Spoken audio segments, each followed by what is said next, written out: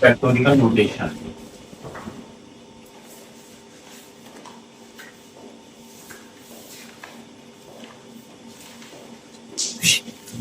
जैसे ये number system होते हैं तो नंबर में हम लोग जानते हैं फैक्टोरियल 4 कहीं लिखा हो तो फैक्टोरियल 4 का मतलब हो जाता है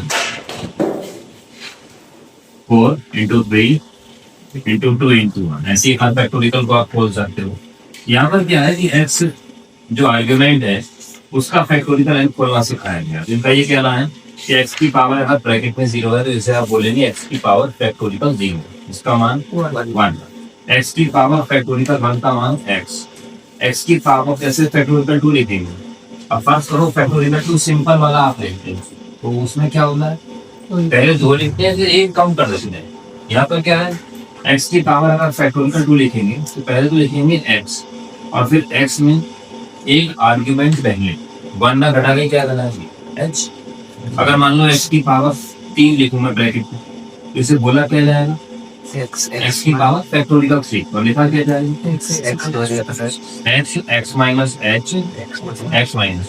तो इस लॉजिक से एक्स की पावर फैक्टोरियल का मान क्या आ रहा है X minus H. Last term क्या है X minus N minus 1 of X. तो अब हम जो इस न्यूमेरिकल एनालिसिस में स्टडी करने जा रहे हैं वो है आर्ग्यूमेंट के फैक्टोरियल नोटेशन।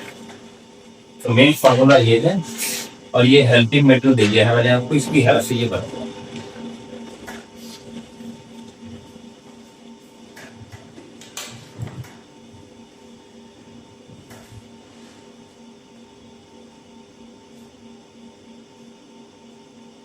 और फर्स्ट करो होगा मैं इसको 1 मान लें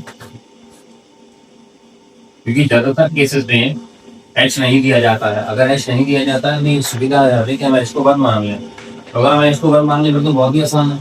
एक्स की पावर फैक्टोरियल 1 मतलब एक्स की पावर फैक्टोरियल 2 एक्स माइनस 1 हो जाएगा। एक्स की power factorial 3 x minus 1 x minus 2 हो जाएगा।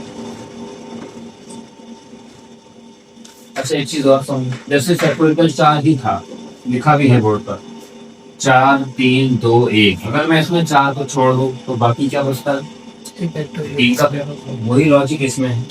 फर्स्ट करो अब इसमें एक्स को ऐसे ही छोड़ दो तो ये अगली 2 टर्म लगातार 2 टर्म है ये तो एक तो एक्स माइनस 1 है और एक उससे कम है तो ये दोनों मिलकर क्या बन जाएंगे एक्स माइनस 1 की पावर फैक्टोरियल 2।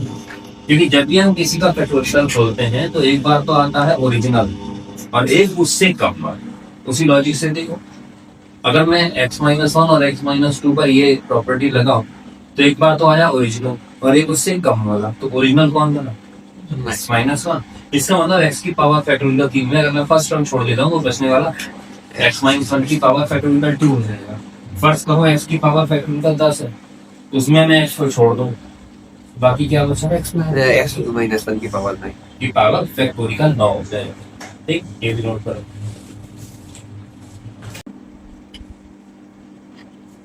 जैसे वहां फैक्टोरियल में फर्स्ट टर्म को छोड़ने की सुविधा थी यहाँ भी वही, लेकिन यहाँ एक सुविधा वाली है यहाँ लास्ट टर्म को नहीं छोड़ सकते तो यहाँ पर लेकिन लास्ट टर्म छोड़ सकते हैं। जैसे फर्स्ट करो कोई आपसे कहे x की पावर फैक्टोरियल 4 बताओ तो 4 लगातार क्रम आप लिख दो। और अगर कोई कहे x की पावर फैक्टोरियल 5 बताओ तो 5 रेगुलर टर्म आ जाएंगे।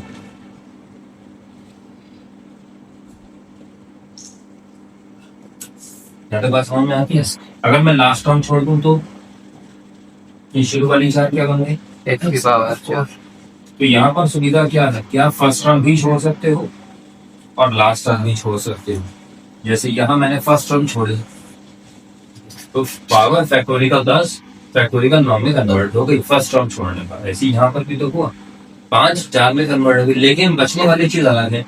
फर्स्ट टर्म छोड़ोगे तो एक्स अलग दिखाई देगा, लास्ट टर्म छोड़ोगे तो एक्स माइनस 4 ये अलग है। फैक्टोरियल नोटेशन के बाद अब हम उसमें सीखेंगे कि इसका डेल्टा कैसे निकलेगा। तो फॉरवर्ड डिफरेंस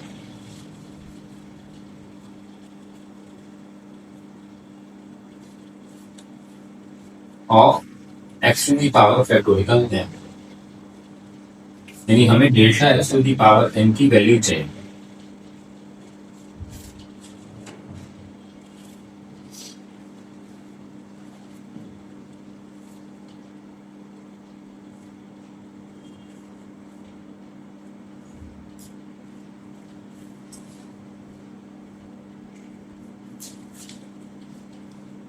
ये शुरू करें, बताओ। अब डेल्टा क्या है तो कल बताया था, फॉरवर्ड डिफरेंस ऑपरेटर। डेल्टा की बात क्या है कि जब डेल्टा किसी एफ पर लगता है तो रिजल्ट आता है अगली एंट्री माइनस। ऐसे ही डेल्टा अगर एफ पर लगेगा और एच फर्ज करो आप वन मान लो, ऐसे अगर फर्ज करो वन मान लो तो ऐसी जगह है वन, ऐसे यहाँ पर अगर डेल्टा एक्स की पावर फैक्टोरियल एन पर लगेगा तो क्या आएगा, एक्स की power n plus x plus one की power factorial n minus original. एक आर्ग्यूमेंट आगे चलते हैं, माइनस ओरिजिनल वही मैंने कहा। जब एक्स की पावर फैक्टोरियल एन पर लगेगा तो एक बार एक्स प्लस वन की पावर ब्रैकेट में और माइनस ओरिजिनल। लेकिन अभी हमने एक चीज सीखी कि एक्स प्लस वन की पावर फैक्टोरियल एन में अगर हम फर्स्ट टर्म छोड़ दें तो बताना क्या बचे, इसकी पावर एक्स की power N minus N minus one. और इस वाले में मैं सोच रहा हूँ लास्ट टर्म छोड़ दूं, जैसे एक्स की पावर फैक्टोरियल 5 था तो लास्ट टर्म क्या आएगी, एक्स माइनस 4। एक्स की पावर अगर फैक्टोरियल 4 था तो लास्ट टर्म क्या आएगा, उसी लॉजिक से एक्स की पावर फैक्टोरियल एन में लास्ट टर्म क्या होगा, X minus X minus N minus one. और बाकी क्या बचेगा, एक्स की पावर एन माइनस एक्स की पावर एन माइनस वन का फैक्टर। यानी पहले वाले एक्सप्रेशन में तो फर्स्ट टर्म छोड़ दी है और दूसरे वाले में लास्ट टर्म छोड़ दिया। फायदा पता है क्या हुआ, इको मत हो गया एक्स की पावर एन माइनस ये क्वांटिटी तो कॉमन ही आ गई और बाकी अंदर बचा एक्स प्लस वन माइनस, अगर ये ब्रैकेट खोल दें तो minus plus N minus one. फायदा ये हुआ एक्स से एक्स कर दिया, वन से वन कर दिया, तो रिजल्ट आया एन एक्स की पावर एन माइनस वन। ये फॉर्मूला बना डेल्टा एक्स की पावर फैक्टोरियल।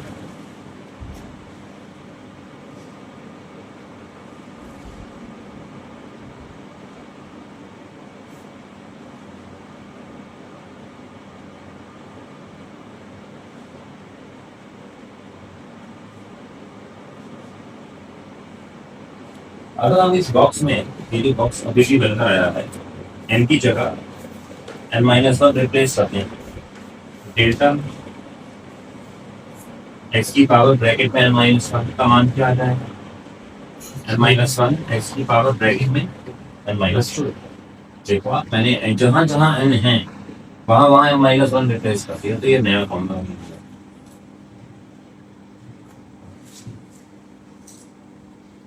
अब हमने ये सोचा कि ये जो इक्वेशन नंबर वन अभी निकाली है, इक्वेशन नंबर वन का एक बार फिर से अगर डेल्टा ले, टेक डेल्टा ऑफ वन तो लेफ्ट हैंड साइड क्या हो जाएगा कि डेल्टा स्क्वायर और राइट साइड एक डेल्टा काम करना शुरू कर देते, दोनों तरफ डेल्टा है। अब राइट साइड में सोचो ये एन हुआ तो हमारा ये तो कांस्टेंट है जिसका तो कुछ लेना देना है नहीं डेल्टा से।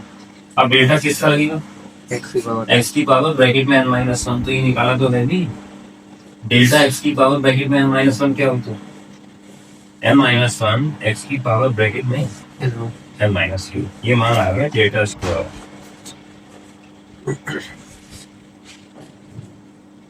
क्वेश्चन नंबर 3 आ गया। तो एक और 3 को देखकर तो कुछ याद आ गया होगा, याद क्या होगा, जैसे फर्स्ट करो हम लोग जब इंटर में थे तो डी अपॉन डी एक्स निकालते थे, एक्स की पावर एन क्या होता था, एन एक्स की पावर एन माइनस वन। अगर हम यही प्रोसेस 2 बार कर दिया करते थे तो क्या होता था, N N minus one X की पावर, ऐसे तो हो रहा था नहीं होता। जिस अगर ध्यान से देखो इक्वेशन नंबर 1 को या इक्वेशन नंबर 3 को तो इसे डिफरेंशियल कर रहे हो वापस एक बार, बस ये फर्क ये हो गया है कि डेल्टा किसका निकाल रहे हो, ये ऐसी सिंपल पावर नहीं है, ये कौन सी है, फैक्टोरियल। तो जब एक्स की पावर फैक्टोरियल में आना शुरू हो जाती है तो डेल्टा एक्स से व्यवहार करता है जैसे डिफरेंशिएशन। मान लो कि आपसे ये कहे कि डेल्टा निकालो एक्स की पावर 3 का, ये 3 एक्स की पावर तो नहीं आएगा, क्यों, क्योंकि ये तो भाई कल बताया था कि जब डेल्टा लगाते हैं एक्स की पावर टी का तो रिजल्ट क्या आता है, एक्स प्लस वन की पावर टी माइनस एक्स की पावर फोर, तो एक्स की power T plus 3x² plus 3x plus 1 और लास्ट में x³ कैंसिल, रिजल्ट आया 3x² प्लस 3x प्लस 1। लेकिन अगर डेल्टा यही x की पावर ब्रैकेट 3 होती तो सिंपल था, फिर तो 3x की पावर फैक्टोरियल। क्लियर? तो डेल्टा ऐसे व्यवहार कर रहा है जैसे डिफरेंशिएशन कर रहा हो, लेकिन शर्त ये है कि केस किसका होना चाहिए, फैक्टोरियल। और अगर सिंपल पावर होगी तो भाई इसमें तो फिर हमें डेल्टा को जो उसकी डेफिनेशन है उसके हिसाब से खोलना। फैक्टोरियल नोटेशन भी आपको समझ में आ गया।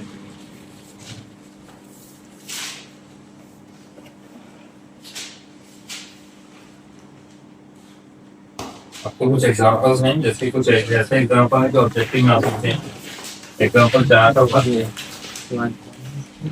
एग्जांपल 5, 6 छोटे छोटे एग्जांपल्स जो है ना ये भी आप फोकस करिएगा, ये आ सकते हैं ऑब्जेक्टिव्स में।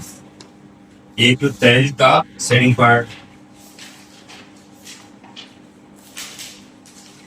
10 टाइम और 9 का सेटिंग पार्ट, 10 इंपॉर्टेंट है मेरे यहाँ पर। 17 लेता है सवाल, 17 एग्जांपल जो है। अब 20 है क्या लिखा, वो फंक्शन बताओ जिसका फर्स्ट डिफरेंस ये दे रखा, इसे कहते हैं रिवर्स क्वेश्चन। और उसके बाद एक छोटी सी एक्सरसाइज है, इम्पोर्टेंट क्वेश्चन देख लेता हूँ तो आसान हो कर वैसे। मतलब मेरी को इसमें वो जो 3 मैंने का ऑपरेटर बताया, एक तो डेटा था शायद, क्या था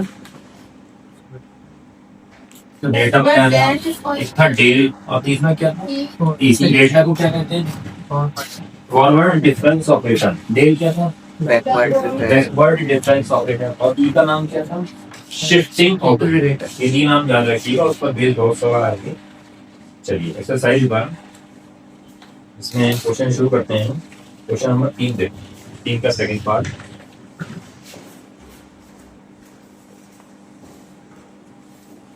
क्वेश्चन है डेल्टा निकालो फॉर 2 की पावर x का। एक बात ध्यान रख लीजिएगा, तो ऑब्जेक्टिव है, ज्यादा हेडेक नहीं होगी। अगर क्वेश्चन में h का जिक्र ना करा गया तो h को 1 मान लीजिएगा।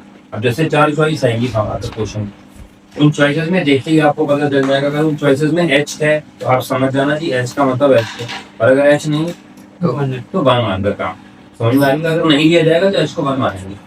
तो मैं इस क्वेश्चन में लिख रहा हूँ कि हम यहाँ इंटरवल ऑफ डिफरेंस 1 मान रहे हैं। तो डेफिनेशन लगाते हैं, डेल्टा cot 2 की पावर x क्या आएगा, cot 2 की power x plus 1 minus cot 2 की पावर, यानी एक एंट्री अगली माइनस हो जाएगा। cot का फॉर्मूला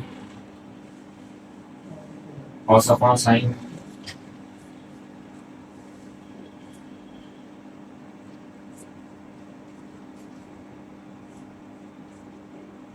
एलसीएम ले ली, एलसीएम आ जाएगा sine 2 raise to the power x plus 1 into sine 2 raise to the power x, cross गुणा हो जाएगा। तो ऊपर आया साइन 2 की पावर x कॉस 2 की power x plus 1 minus cos 2 की पावर x साइन 2 की पावर x प्लस 1। सिंपल सा एलसीएम ले लिया है।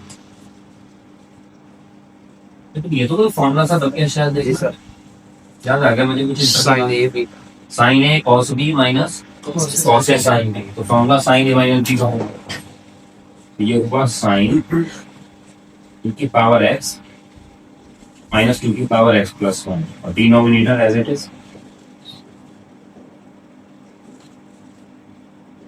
अच्छा इसमें भी देखो जरा, ये जो साइन के अंदर ब्रैकेट बनी है, इस ब्रैकेट में से कुछ कॉमन आ रहा है क्या, 2 की पावर x क्या बचा था 1 माइनस 2 और denominator as it is.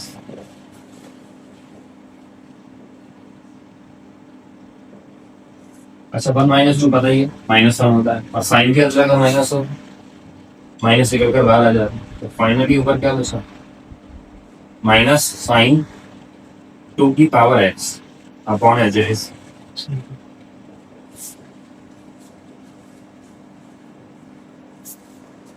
Cancel हो रहा है शायद। जी सर। साइन 2 की पावर x ऊपर नीचे कैंसिल, और ये वाला साइन ऊपर आता नेगेटिव। कॉसेक बन जाएगा शायद। हाँ तो ये हो जाएगा कॉसेक 2 की power x plus 1 total minus का है ये आंसर। ऑब्जेक्टिव के लिए बन सकता है क्योंकि बहुत लंबा चौड़ा मैटर नहीं है, कम स्पेस में आप इसको सॉल्व करके रिजल्ट ठीक कर सकते हो।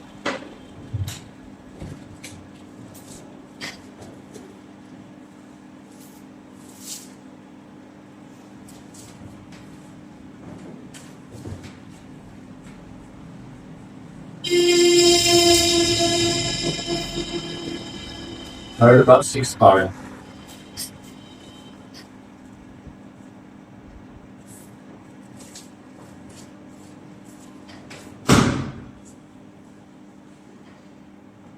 इसमें भी एच का जिक्र नहीं है, जिक्र नहीं है एच का, तो हमने एच को बारे एज्यूम कर लिया। ऊपर डेल्टा स्क्वायर है तो आप चाहो तो एक ही करके डेल्टा लगा लो, और चाहो तो डेल्टा स्क्वायर का फॉर्मूला कल जैसे लिखवाया था मैंने, अगर याद हो गया हो तो बहुत अच्छी बात। डेल्टा का फॉर्मूला का बनाया ना, क्या होता है F x plus H minus F x. अगर डेल्टा स्क्वायर का फॉर्मूला लिखना चाहे तो इस पर दो F x plus 2h minus 2 times F x plus H और प्लस एफ एक्स। और अगर इंटरवल और डिफरेंसिंग 1 है तो जहाँ जहाँ एच है वहाँ 1 कर सकते हो। तो अगर डायरेक्ट किया तो बहुत अच्छी बात है। ऊपर डेल्टा स्क्वायर एक्स क्यूब का मान बोलो, एक्स प्लस 2 का whole cube minus 2 times X minus X plus 1 का होल क्यूब और प्लस एक्स का होल क्यूब। अच्छा अपॉन में तो ये शिफ्टिंग ऑपरेटर है, इस पर प्लस इसका तो काम ही सिर्फ शिफ्ट करने का होता है। इसका तो डायरेक्ट मान एक्स प्लस 1 क्यों एक्स प्लस 1 होल क्यूब हो ही जाना। ऊपर ये होल क्यूब खोल सकते हो, ये होल क्यूब खोल सकते हो, तो ऊपर आ जाएंगी 3 terms x cube plus 6 x square plus 12 of x plus 8 एक ब्रैकेट माइनस 2 ये वाला होल क्यूब खोल दीजिए, x cube plus 3x square plus 3x plus 1 plus x cube चलेगा। ये एक्स क्यूब मिलकर होगा 2x क्यूब और 2x क्यूब आपस में होगा कैंसिल। बाकी थोड़ा सा एडजस्टमेंट है। अच्छा ये भी कैंसिल हो गया भाई, 6x स्क्वायर और ये 6x स्क्वायर 60 तो है ही। जी सर। अब क्या बचा 12x और minus 6x that means 6x plus 8 minus 2 that means 6 over x plus 1 का और भी आसान होगा। 6 कॉमन तक हो जाएगा। 6 कॉमन आ जाएगा, x प्लस 1 भी कैंसिल, थोड़ा सिंपलीफाइड आंसर आ गया 6 अपॉन एक्स प्लस 1 का प्लस 1। इम्पोर्टेंट हो सकता है ना ऑब्जेक्टिव के लिए, थोड़ी सी मेहनत तो कुछ सवालों में चाहता है एग्जामिनर के लिए, कुछ तो मेहनत करनी पड़े। फॉर्मूला भी सही है, तो अगर फॉर्मूले आपको आते हैं तो लगा लीजिए, थोड़ी देर कैलकुलेशन कर लीजिए।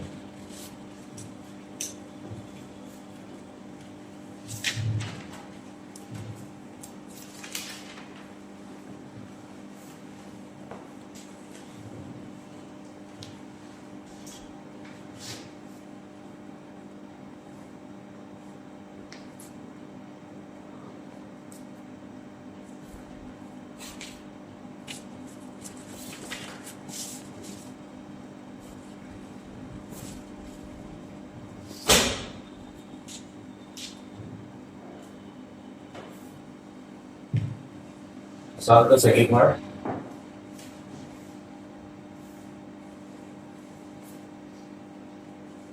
इस क्वेश्चन में भी एच का जिक्र नहीं है, तो हमने एज्यूम कर लिया एच बराबर ब्रैकेट बोल दीजिए A constant data cube X cube plus B constant data cube X square plus C constant data cube X plus D constant data cube Y.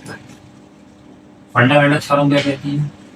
Last की 3 का मान तो 0, क्योंकि फंडामेंटल थ्योरम कहती है अगर आप डेल्टा की पावर n निकालोगे x की पावर n का तो फैक्टोरियल n आएगा और h की पावर n, और अगर h 1 है तो खाली फैक्टोरियल n आ जाएगा। और फंडामेंटल थ्योरम ये भी कहती है कि अगर आप और ज्यादा बार डिफरेंस निकालोगे तो आंसर जी। इस लॉजिक से ये 3 बॉक्स तो गेम से बाहर हो। और पहले वाले का मान 1, फैक्टोरियल का 3 आ जाएगा। अब देखो चॉइस होगी वहाँ पर ऑब्जेक्ट की, तो इसकी जो 4 चॉइस होंगी, हो सकता है उसमें एक चॉइस ये हो, या हो सकता है उसमें एक चॉइस ये भी तो हो सकती है। ये कब होगी? जब H1 होगा, और अगर H1 नहीं होगा, H होगा, तो फिर ये भी तो आंसर हो सकता है। तो ये चूंकि मल्टीपल चॉइस के सवाल में ज्यादा हेडअप नहीं रहेगी, आपको वहीं से देख के पता चल जाएगा। अगर आंसर में H का जिक्र हो तो आप समझ जाना H को H लिया गया, और अगर H का जिक्र नहीं हो तो आप समझ जाना कि H को 1 हो जाए। तो इसके दोनों आंसर ठीक है, चाहे तो 6A कह दो, चाहे तो 6A H2 कह दो।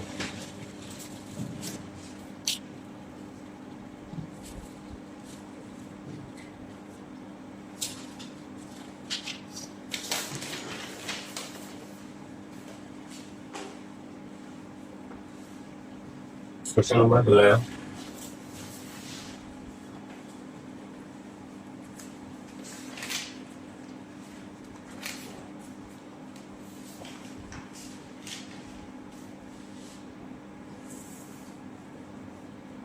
पार्ट है,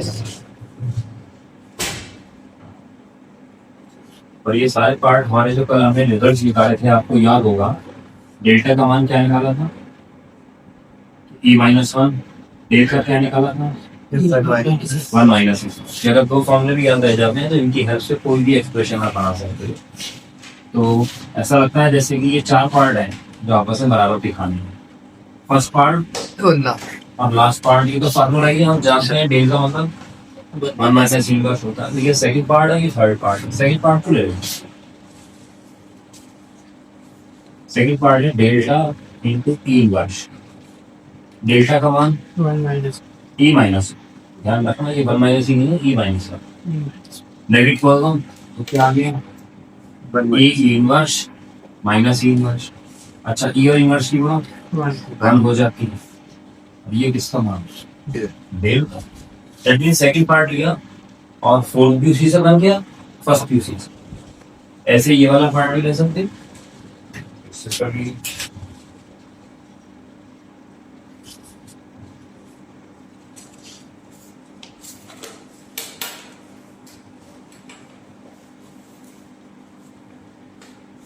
थर्टीन क्वेश्चन जो ऑब्जेक्टिव में आ सकते हैं उनको समझिए।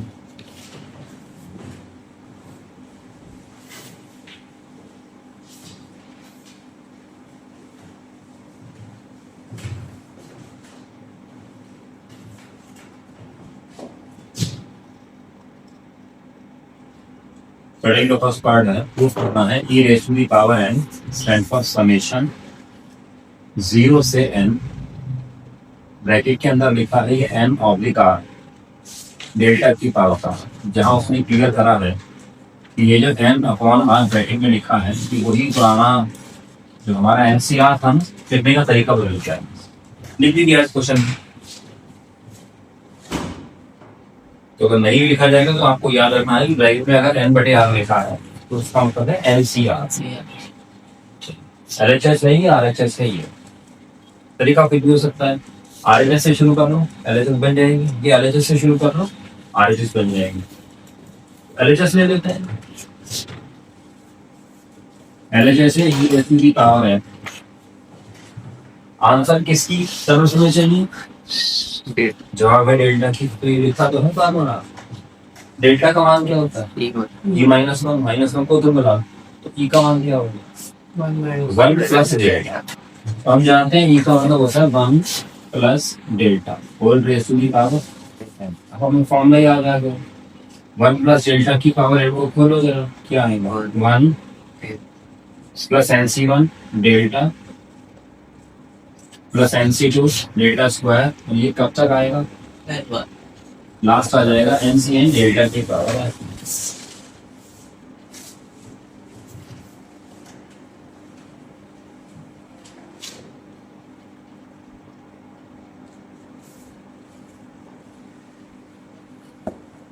कहीं लिखा 2 प्लस 4 प्लस 6 प्लस 8 लेकर 40 का, और आपके पास जगह हो कम, तो आपको समझाया गया कि भाई समेशन का इस्तेमाल करो।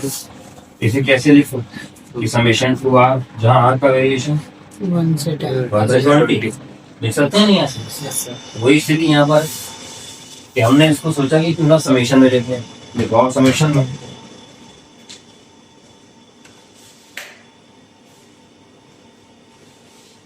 तो फर्स्ट टर्म में बना होगा एनसी जीरो समझ सकते हो, फिर ये एनसी वन एनसी टू भाई, तो समेशन में क्या आएगा NC एनसी आर डेल्टा की पावर N आर और आर का वेरिएशन 1 से n या 0 से n 0 क्योंकि फर्स्ट टर्म में डेल्टा था ही ना। और बस एनसीआर को ऐसे ना लिख करके ऐसे भी लिख सकते हैं।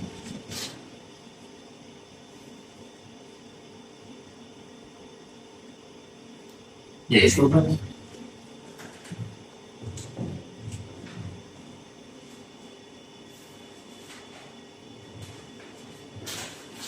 अगर कोई स्टैंडर्ड का पेपर सेट करने वाला हो बंदा तो वो ऐसे क्वेश्चन जरूर दे, एक तो फॉर्मूला का एग्जाम और दूसरा समेशन पे रिप्रेजेंट करना आपको आया है।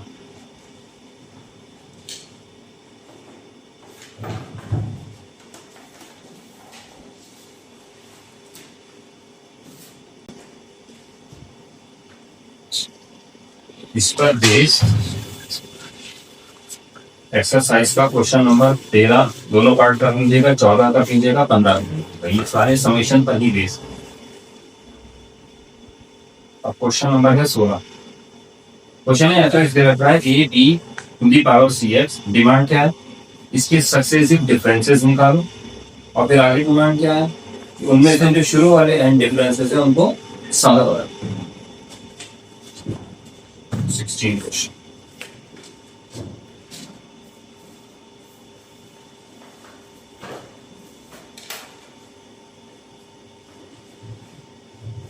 इसमें एच का जिक्र नहीं है तो हमने एज्यूम कर लिया कि एच है 1। डेल्टा फिर से निकाला, right side to constant, delta operating on b to the power C x. Delta हटेगा तो क्या आएगा, बी की power c into x plus 1 minus original यानी बी की पावर सी एक्स। इन दोनों में से नजर आ रहा है बी की पावर सी एक्स तो कॉमन अंदर क्या बचा, बी की पावर सी माइनस 1। वैल्यू खोलेगी तो बी की पावर सी तो बची सर। तो ये डेल्टा एफ का मान आ गया, डेल्टा एफ का मान आया ए बी की power c minus 1 into B की पावर सी एक्स। इक्वेशन नंबर 2 आ गया। ये अब आइडिया तो हो गया। डेल्टा लगाते ही ध्यान से देखो, बी की पावर सी एक्स पर तो कोई फर्क पड़ा नहीं। हाँ ये ब्रैकेट एक्स्ट्रा आ गई, अगर एक बार डेल्टा और लगा दूं तो इसका स्क्वायर है, इसका स्क्वायर हो जाएगा और ये टर्म तो ऐसे ही रहेगा। तो अब तो मैं शॉर्टनिंग कर सकता हूँ। अगर डेल्टा स्क्वायर एफ करूँ तो ए बी की पावर सी माइनस 1 का होल स्क्वायर और ये बी की पावर सी एक्स स्क्वायर से रहेगा। और यही प्रोसेस अगर एन एच तक करते जाएं तो बी की पावर सी इक्वेशन होगा।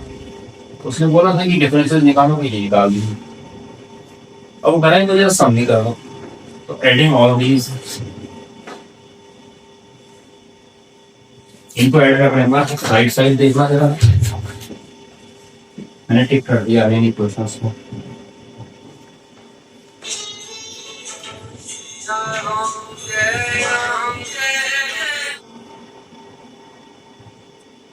भाई साहब मैं कॉल नहीं उठाया गया और मैं वैसे मैं पढ़ा रहा हूँ तो वो कॉल नहीं करेंगे। अभी मैं कॉल करता हूँ कॉल। ए बी की पावर इन सब में से एक तो ए कॉमन आ सकती और बी की power C x b raise to the power C x common आ रहा है, तो अंदर क्या बच रहा है 1 प्लस बी की पावर सी एक्स बी टू की power c minus 1 plus b two की पावर सी माइनस 1 का होल स्क्वायर और लास्ट टर्म बी टू की power c minus 1 power n. और इसको सम करना कोई भारी काम नहीं है, ये जीटी ही तो है। जी सर। जीटी का एन टर्म्स का या एन प्लस 1 टर्म्स का सम सबसे आता है, इसको सम कर दीजिएगा। रिजल्ट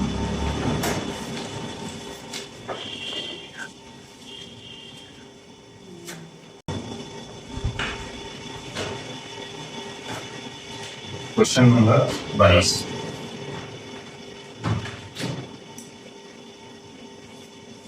ये बड़ा इम्पोर्टेंट है, पढ़ लीजिए जरा से। क्वेश्चन है second degree polynomial passes through these 4 points, find the polynomial. Polynomial को समझते हैं ना, जी सर। यानी कि 2 डिग्री या 3 डिग्री या 4 डिग्री में जब कोई फंक्शन लिखा जाता है तो उसे हम कहते हैं पोलिनोमियल। यहाँ पर पोलिनोमियल कितनी डिग्री का है? 2 डिग्री का है, लिखा है second degree. Second degree polynomial वो कहाँ से होकर जा रहा है? इन 4 पॉइंट्स। वो कह रहा है उस पोलिनोमियल का वो जो 4 पॉइंट दे रखे हैं, तो अगर सिस्टम में लिखूँ मैं तो एक्स के 4 मान 0, 1, 2 और 3 हैं। वाई के 4 मान 1 3 7 1 3 7 7 और 13। और वो कह रहा है एक फंक्शन निकालो 2 डिग्री का होना चाहिए। हमने यहाँ से लगानी है calculus of finite difference. Calculus of finite difference ये कहती है कि अगर किसी डेटा में 4 एंट्री पता हो तो फंक्शन 3 डिग्री या उससे कम का हो सकता है। ये हमने उस दिन भी देखा था बेसिक टर्म वाले सवाल किया। बेसिक टर्म में भी कुछ ऐसी था, मैंने कहा था 4 एंट्री पता तो मान लेंगे फंक्शन 3 डिग्री का है, ताकि इसका चौथा डिफरेंस 0 होता है। तो मैंने कहूँगा चूंकि यहाँ पर साहब आपने 4 एंट्री दे रखी है, तो इसका मतलब इनको बनाने वाला जो फंक्शन है वो ज्यादा से ज्यादा 3 डिग्री का हो सकता है। शर्तों पर गौर करो, ज्यादा से ज्यादा मैंने 3 का आएगा या 3 से कम का है। क्वेश्चन की डिमांड है कि वो 2 डिग्री का आना चाहिए। तो सिंस 4 एंट्रीज आर नोन,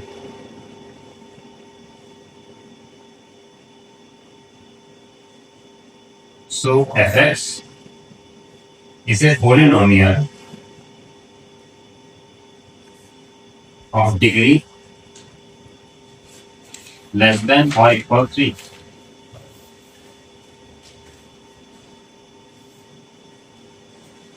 इसका मतलब ये हो गया कि अगर वो 3 डिग्री या उससे कम का है तो उसका जो फोर्थ डिफरेंस है बोल दे। वो बट नेचुरल सी बात है 0 हो जाए। अब जरा हमने इसके लिए बनाई डिफरेंस टेबल में एक फॉरवर्ड डिफरेंस टेबल।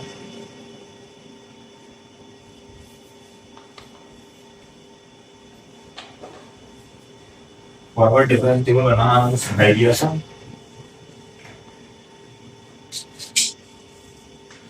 पहला कॉलम एक्स की मान, दूसरा कॉलम एफ एक्स की मान, उसके बाद delta, delta square, delta cube.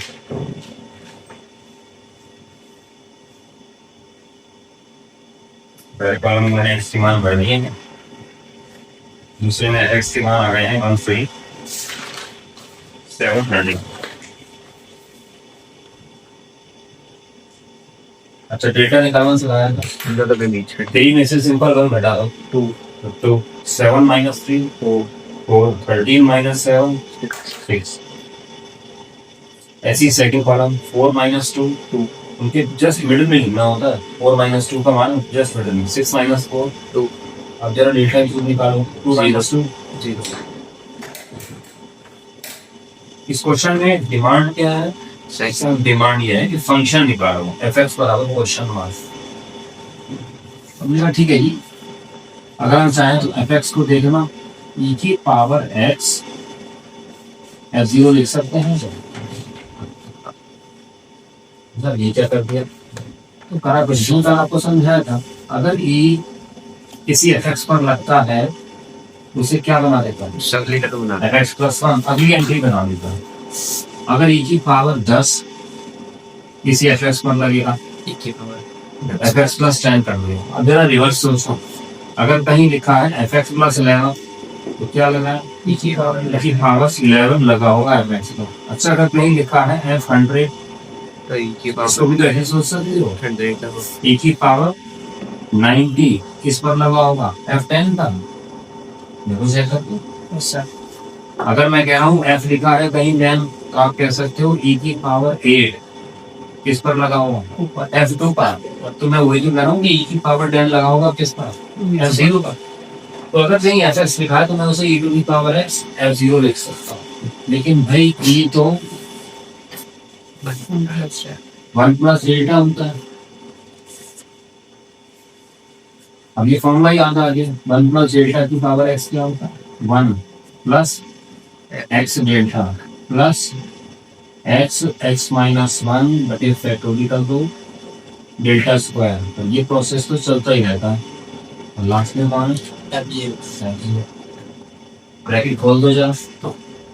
तो जब एफ जीरो अंदर आएगा तो first term F zero, second x delta F zero, फिर ये एक्स एक्स माइनस 1 बटे फैक्टोरियल दो डेल्टा स्क्वायर एफ जीरो, और उसके बाद की सारी टर्म जीरो। क्यों, इसका टेबल बता तो रही है, वो जो भी फंक्शन है उसका थर्ड डिफरेंस क्या हो चुका, जीरो जीरो।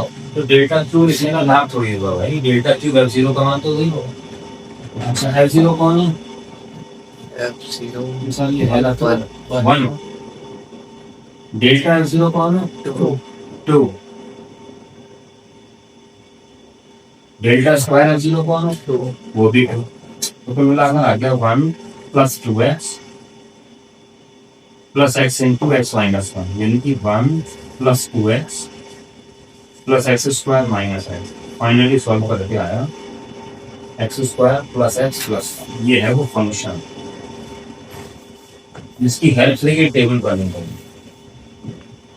तो कितना कंट्रोवर्सी काम हो गया। अब तक क्या होता था, बेसिक क्लास में फंक्शन देता था, कहता था टेबल बना दो।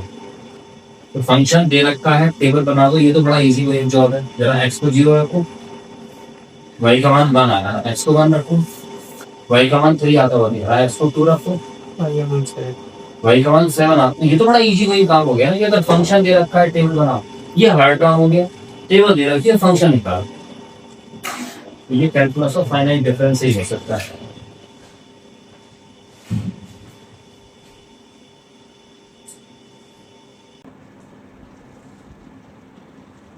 हो गया, चलिए नेक्स्ट क्वेश्चन देखो। एक अच्छा सवाल आ रहा है 25 पढ़ने से। क्वेश्चन है find the constructing the difference table 10 term of this series. हालांकि सीरीज गलत लिखा है, सीक्वेंस होना चाहिए। जब बहुत सारी टर्म लिखी जाती हैं कॉमा लगा के तो फिर सीरीज नहीं कहते, सीक्वेंस कहते। तो उसका कहना है कि सीक्वेंस की 10 टर्म बताओ, और वो भी टेबल की हेल्प से।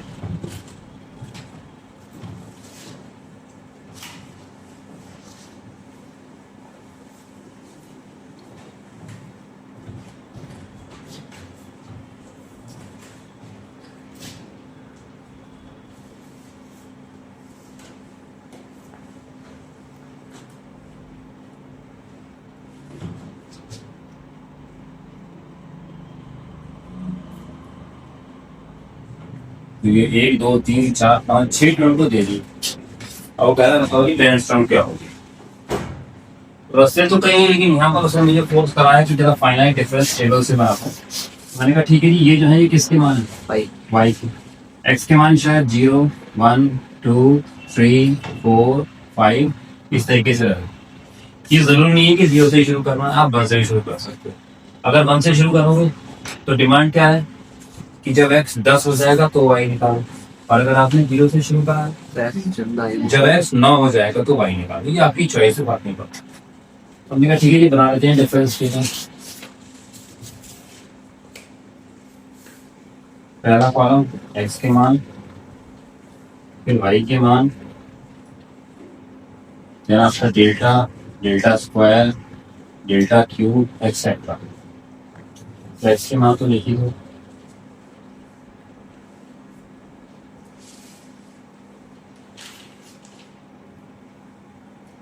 नाइन है देखी है मैं। y के मान 3 14 39 84 155 250। अब बाकी के 4 फिलहाल नहीं पता है, और वही शायद ही काले कोई बोला है। चलिए शुरू करते हैं। डेटा लगा 14 माइनस 3 11 39 माइनस 14 25 84 माइनस 39 45 155 में से 84 माइनस कर दो 71 258 माइनस 155 103। कैलकुलेशन में आपको स्ट्रॉन्ग होना पड़ेगा, लेकिन न्यूमेरिकल एनालिसिस है भाई, सब कुछ न्यूमेरिकल ही है इसमें तो। डेल्टा स्क्वायर चलो 25 माइनस 11 14 20 26 26 32 डेल्टा क्यूब देखो 6 6 6। हाँ तो कंफर्म है, डेल्टा की पावर 4 क्या है? 0 0। इसका मतलब इतना तो कंफर्म हो गया जी कि जो भी इस टेबल के लिए रेस्पॉन्सिबल फंक्शन होगा वो 3 डिग्री होगा, क्योंकि उसका फोर्थ डिफरेंस तो 0 आ रहा। अब मुझे पता है ये जो चौथा कॉलम है डेल्टा की पावर 4 वाला, ये तो कंफर्म हो गया, इसमें सारे के सारे 0 आ रहे। अच्छा ये तीसरा वाला भी कंफर्म हो गया, इसमें सब 6 है। इसमें सब 6 आने हैं, ये तो अंदाजा होना शुरू हो गया। अब जरा पीछे आ जाओ, इसको बॉक्स लेके जाते 6 प्लस 26, जरा देखना ना मैं कैसे वर्किंग कर रहा हूँ। 6 प्लस 14 20, 6 प्लस 20 26, 6 प्लस 32, 30 यहाँ से देख लो 6 प्लस 26 कितना है 32, तो 6 प्लस 32 30 38। नेक्स्ट 6 और जोड़ दो 44 44। नेक्स्ट 6 और जोड़ दो 50। अब जरा पीछे आओ, 14 देखना जो उंगली कैसे चल रही है मेरी। 14 प्लस 11 25, ऐसी तो आया है। 20 प्लस 25 45, 26 प्लस 45 71, 32 प्लस 71 103। देखो 38 प्लस 103 141 प्लस 44 185 185 प्लस 50 235 ऐसे नेक्स्ट आओ, ये 71 में क्या जोड़ा था, यहाँ से देखो ये 3 प्लस 11 14, 14 प्लस 25 ये रिजल्ट आ रहा है, तो 258 प्लस 141 इन दोनों को सम कर लो, ये आ जाएगा 993। इसको सम कर लो जरा, तो 4 584, इसको इसमें सम कर लो जरा,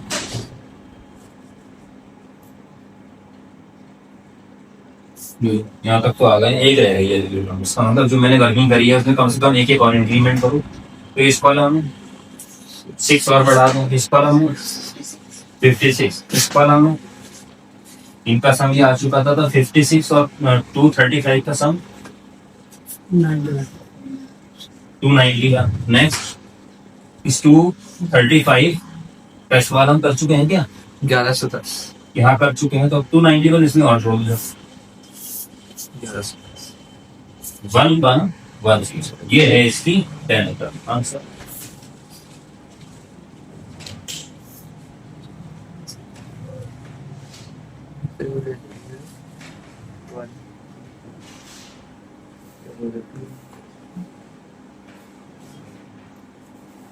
इट इज द 10 का, मतलब टेबल को रिवर्स रीड करते हुए हमने जो भी टर्म मांगा है वहां तक पहुंच सकते हैं। रीडिंग में है रीडिंग के सवाल आ जाते हैं, सर आते हैं और आ जाते हैं, उनको लगता है मेथड समझ में आ सकती है। अब क्वेश्चन नंबर है 27 28 28 के दोनों पार्ट, 29 के दोनों पार्ट, फिर 41 42 और 43। ये जो मैंने क्वेश्चन बोल दिए ये सारे मिसिंग टर्म के। मिसिंग टर्म का मतलब होता है डेटा दे रखा है और उस डेटा में एक जगह फिल द ब्लैंक्स रह गया, या किसी क्वेश्चन में 2 जगह रह गया, और आपको कैलकुलस ऑफ फाइनाइट डिफरेंस की हेल्प से वो सर्च करना। अब जैसे 27 ही है, इस टेबल में एक्स के मान दे रखे हैं 5 और वाई के मान दे रखे हैं 4, एक जगह मिसिंग है। इतना तो आपको भी पता है कि वहां पर लगभग क्या मान आए, हो गया 2.0043 से तो वो ज्यादा होगा और 2.0128 से तो कम होगा, लेकिन एक्यूरेट क्या होगा वो कैलकुलस ऑफ फाइनाइट डिफरेंस आपको हेल्प करेगा। चलिए कर देते हैं सवाल दवाई ले सकते हैं।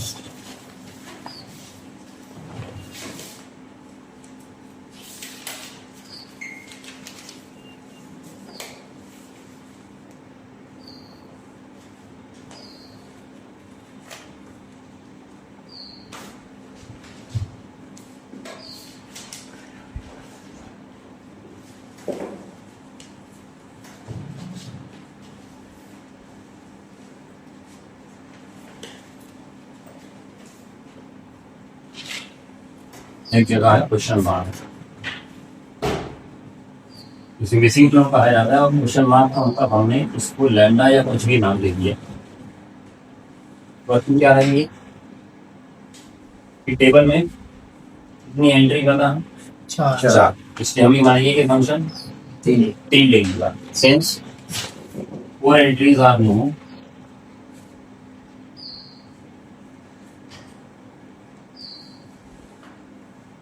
so we can assume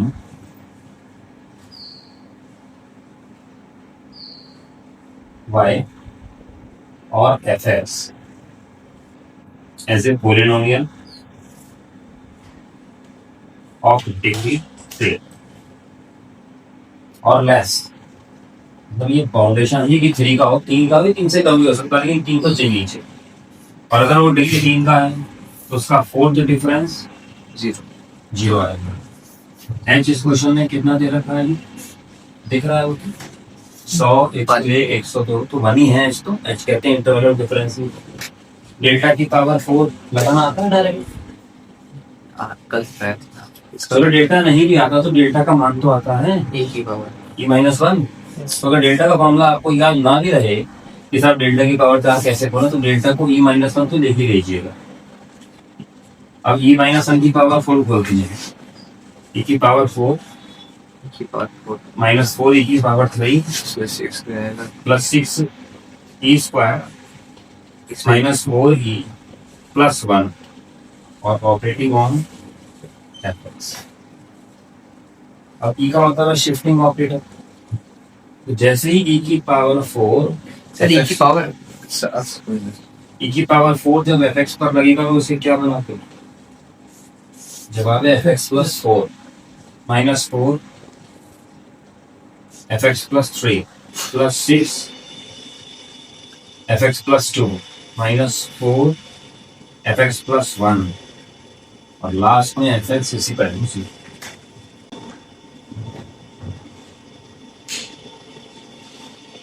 x का सर ये तो एक आर्ग्यूमेंट है और क्वेश्चन में तो बहुत सारे आर्ग्यूमेंट दे रहे हैं, 100, 101, 102। हाँ, कुछ x का मान ऐसे रखो अपनी मर्जी से कि ये सारी एंट्री यूज हो जाए। 100 रखते हैं, जवाब है 100। तो बिल्कुल ठीक है।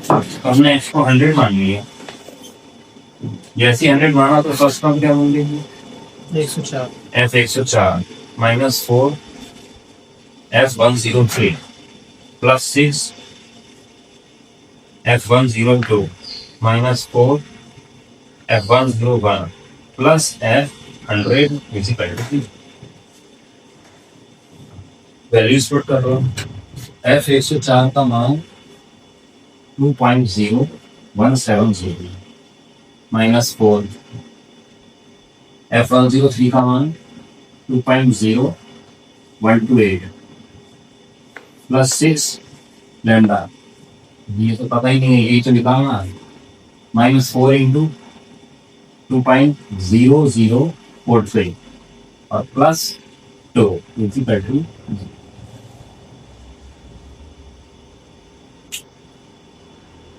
इसके लिए कैलकुलेटर चाहिए, बिना कैलकुलेटर के कर लो तो हर बात नहीं, लेकिन न्यूमेरिकल में जनरली कैलकुलेटर अलाउड होता है। इस क्वेश्चन को तो कर लोगे अब तो निकालो ना डालो।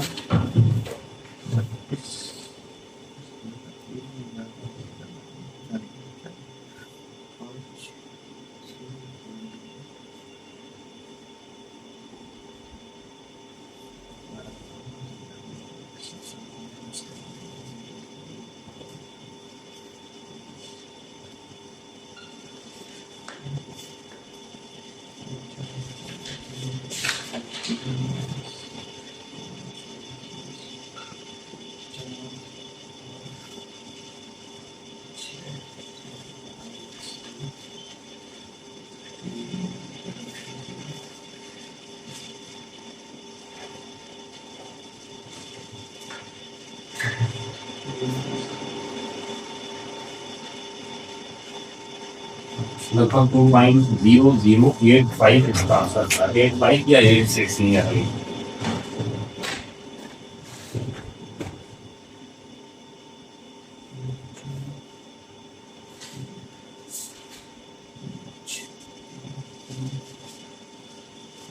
2.0086 दे रहा है।